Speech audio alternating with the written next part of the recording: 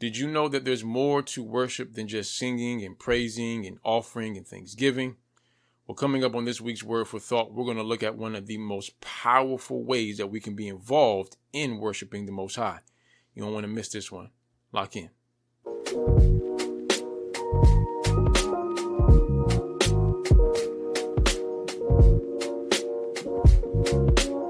Hey, thank you for taking your time to check us out once again. I'm Solomon here at Word Made Fresh, where we're simply a community of everyday believers, sharpening one another and encouraging one another with the word of truth. If that sounds like you, we invite you to subscribe, hit that notification bell as well.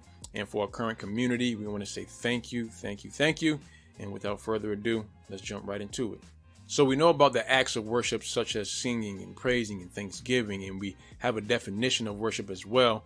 And if you haven't checked out our videos on those topics, look at the link in the description, click on those or the card that's going up above my head in the video right now, and then come back and check this one out. But to really uncover what is one of the most powerful ways that we can be involved in observing worship to the Most High, we want to turn to Romans chapter 12 and verse 1. A very familiar passage, but it reads, I beseech you, therefore, brethren, by the mercies of God, that ye present your bodies a living sacrifice, holy, acceptable unto God, which is your reasonable service. That word service at the end of the passage is also translated worship in other parts of the scriptures.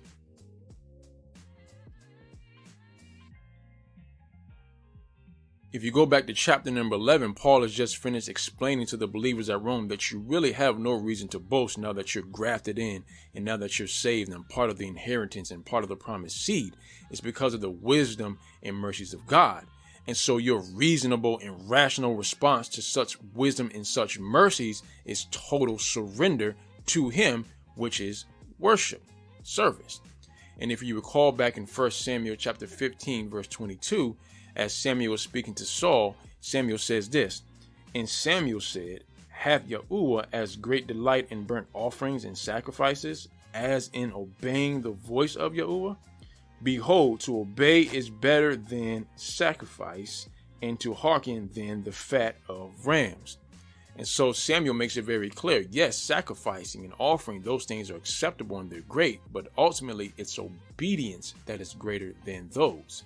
But I want to take it a step further, because when it comes to obedience, we understand that outside of loving God with all our heart and mind and soul and strength, one of the greatest commandments is to love our neighbors as ourselves. So one of the highest forms of worship is obedience, but one of the highest forms of obedience is loving people.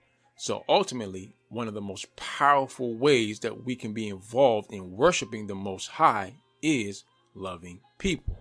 What better way is there to ascribe worth? What better way is there to pay homage to the Almighty by loving those that He died for, and then by loving them, pointing them to Him so that they can also know that He died for them? Hey, so let's go find someone to love, y'all. And that's really it.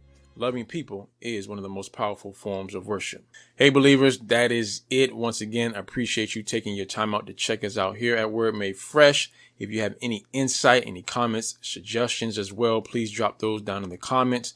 And if you're new, please consider subscribing. And of course, don't forget, learn the word, live the word, and share the word. Word.